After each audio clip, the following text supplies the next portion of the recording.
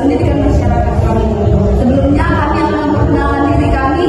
Perkenalkan, nama saya Meliana Superpamali 2. Perkenalkan, nama saya Adapun pendahuluan dari tugas kami ini adalah meskipun dunia pada saat ini sedang hancur, meskipun dunia saat ini berangsur-angsur ataupun baik ataupun buruk maupun berubah secara drastis. Tapi teman-teman, ada satu hal yang harus kita ingat, bahwasanya kasih Tuhan tetap dan selalu abadi.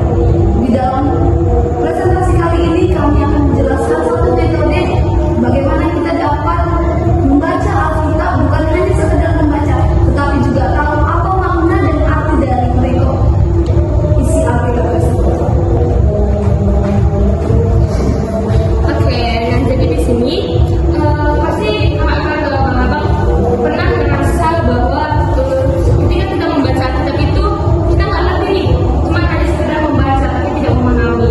Nah jadi disinilah maksud kehadiran kami di sini memperkenalkan satu metode membaca Alkitab yang bernama BGA. BGA itu singkatan dari baca dari Alkitab. Nanti metode BGA ini kebetulan sudah ada di gereja saya. Jadi saya itu gereja BDHP. Nanti di sini saya juga ingin memperkenalkan sama mas ataupun kakak tentang metode BGA ini. Nah, jadi BGA ini adalah metode membaca Alkitab, di mana dengan menggunakan metode BGA ini, selain kita membaca, kita juga bisa mengetahui siapa saja tokoh di dalam nas tersebut ataupun kejadian bahkan waktu terjadinya nas tersebut. Jadi inilah gunanya metode BGA ini, supaya selain membaca kita memahami setiap kata, setiap kalimat di dalam Alkitab tersebut.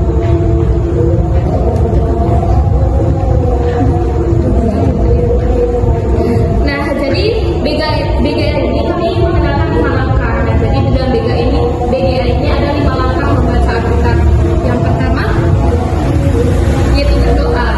Nah, itu jelas berdoa. Apapun yang kita mulai pasti harus kita mulai dengan doa. Seperti apa? Supaya setiap yang kita lakukan itu bisa menjadi buah yang baik di dalam kehidupan kita, terutama di dalam membaca Alkitab.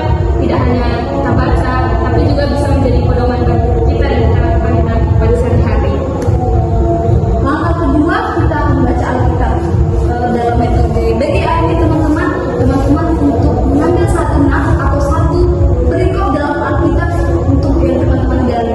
Di sini teman-teman kita dapat bantuan dari buku renungan, itu seperti UGM ataupun Smart sebagai alat bantuan kita untuk menemukan satu kisah dalam Alkitab yang akan kita gali.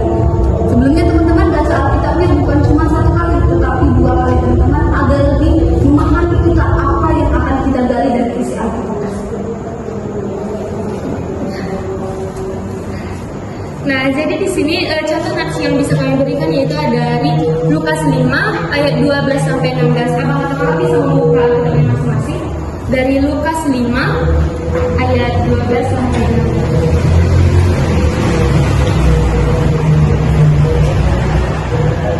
Lukas 5 ayat 12 sampai 16.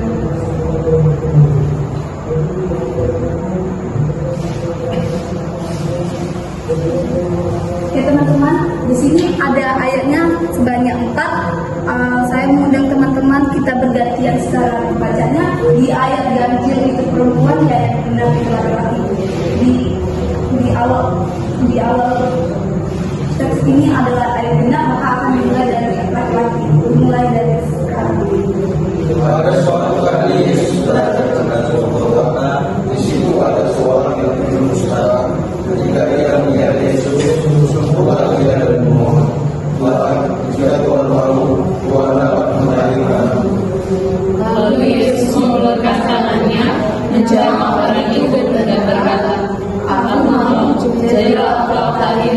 Seketika itu juga menyatakan menjadi kuasanya.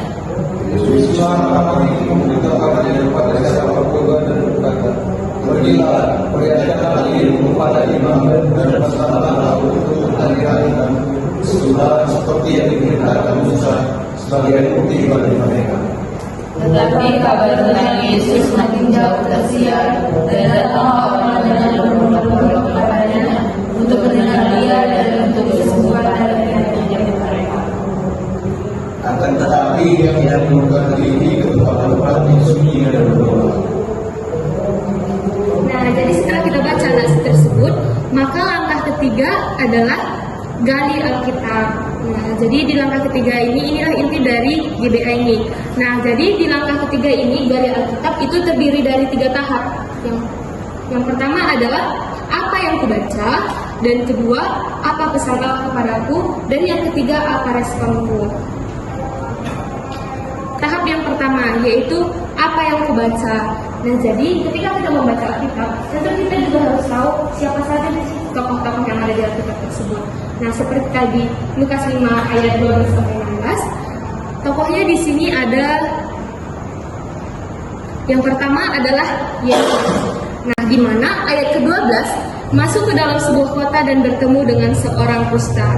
Kemudian di ayat ke-13 juga mengatakan mengulurkan tangannya ke orang yang penuh kusta itu dan berkata, aku mau jadilah engkau tahir. Nah, kemudian di ayat ke-14 melarang seorang itu memberitahukannya pada siapapun dan menyuruh dia ketemu iman dan memberikan persembahan untuk mentahirkan dia seperti yang disuruh Musa untuk seperti bukti bagi mereka. Kemudian ayat yang ke-15 kabar tentangnya makin besar. Nah, di sini ada kata imbuhannya, itu artinya adalah Yesus. Kemudian di ayat ke-16 tetapi ia mengundurkan ke tempat-tempat sunyi dan berdoa. Di sini di ayat 16 juga ada imbuhan, ada kata ia itu adalah Yesus. Kemudian tokoh yang kedua adalah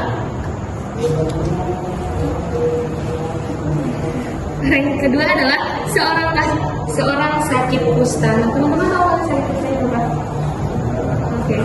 Nah, di ayat ke-12 ada satu kota dengan Yesus, dan ketika melihat Yesus tersungkur dan memohon, Tuhan, jika Tuhan mau, Tuhan dapat mentahirkan aku. Nah, di situ jelas bahwa orang kusta itulah yang berkata seperti itu.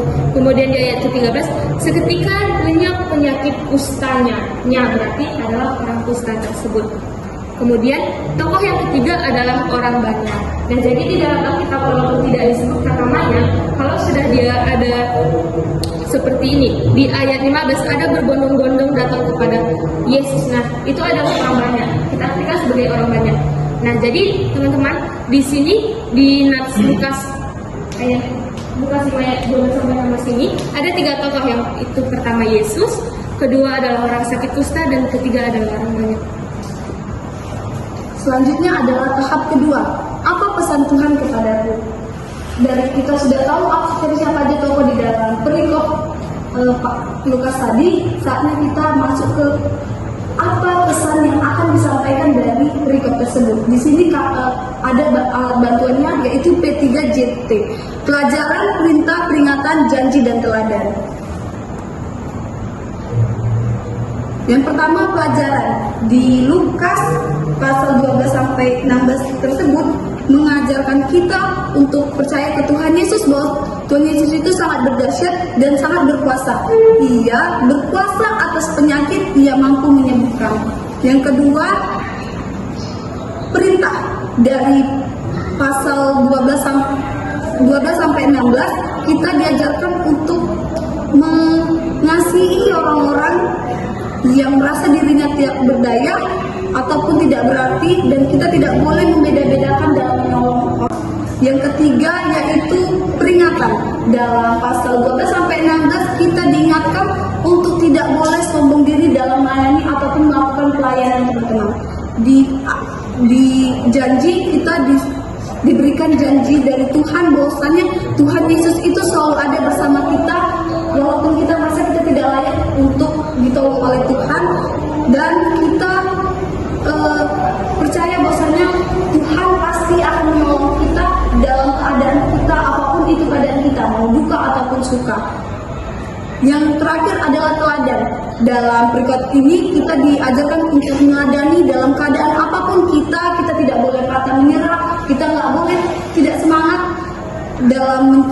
dan kita akan tetap harus mencari Tuhan dalam keadaan susah, duka ataupun keadaan dimanapun kita terjadi. Jadi di ayat ini kita diajarkan seperti orang kusta tersebut, walaupun dia punya penyakit, dia tetap mencari Tuhan. Dia percaya kalau Tuhan itu pasti akan menolongnya. Kemudian tahap yang ketiga yaitu tahap yang terakhir. Apa responku?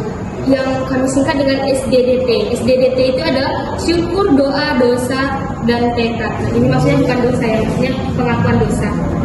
Nah, jadi syukur. Nah, jadi melalui ayat tersebut kita bisa bersyukur bahwa apapun keadaan kita, mau besok ataupun seterusnya, apapun keadaan kita harus bersyukur bahwa sampai saat ini kita masih keadaan baik-baik. Jadi seperti itulah ayat tersebut juga mengajar kita untuk bersyukur seperti orang tersebut, walaupun yang sakit dia tidak berpengharapan. Bagaimana dengan kita yang sehat? Apakah kita tidak berpengharapan atau tidak? Kemudian doa. Nah, jadi dari nas tersebut pun mengajarkan kita untuk berdoa. Berdoa untuk siapa? Berdoa untuk orang lain juga, tidak hanya untuk diri kita sendiri, tapi untuk orang lain, bahkan tidak hanya keluarga, tapi mungkin teman-teman, sahabat, ataupun orang-orang yang kita jumpai di jalan. Kemudian dosa, maksudnya pengakuan dosa. Nah, jadi melalui ayat tersebut kita juga harus merasakan bahwa kita adalah manusia yang berdosa, di mana Tuhan Yesus, walaupun kita berdosa, dia tetap memberikan berkat, bahkan seperti orang dosa tersebut, dia tetap memberikan kepulihan kepadanya tanpa melihat apa latar belakangnya.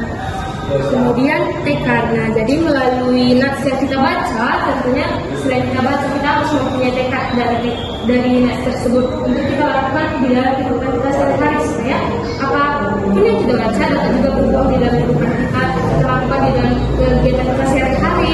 Seperti contohnya dari nats tersebut, kita harus bisa menolong seseorang tanpa memandang dia siapa, bahkan kita juga harus mendoakan orang lain. Langkah keempat adalah bandingkan dengan buku renungan. Seperti yang tadi teman-teman, kita contohnya tadi menggunakan buku renungan BM atau Smart. Ini berguna untuk agar kita lebih paham lagi dalam penggantian Alkitab ini, agar kita mengerti lagi pesan-pesan yang disampaikan dari perikop ayat ini. Dan yang terakhir teman-teman, langkah kelima adalah berdoa. Setelah kita melakukan kegiatan, sebelum kita melakukan kegiatan adalah berdoa, dan yang terakhir kita adalah untuk kegiatan terakhir kita juga harus akhiri dengan doa agar semua sempurna teman-teman. Gunanya berdoa itu agar apa yang kita gali dari firman Tuhan itu agar boleh terrealisasi dalam kehidupan kita, agar dari segala tadi peringatan-peringatan ataupun teladan-teladan boleh kita lakukan dalam kehidupan sehari-hari kita. Semoga teman-teman dari presentasi kami ini tentang metode GBA dapat menolong teman-teman semakin bertumbuh, berbuah, dan berubah dalam firman Tuhan. Nah, jadi kami mengucapkan banyak terima kasih buat abang-abang atas kesempatan dan waktunya untuk mempersilakan kami untuk menjadikan tempat ini ataupun kalian semua menjadi sebagai wadah kami untuk membagikan firman Tuhan. Sekian dari kami teman-teman, terima kasih.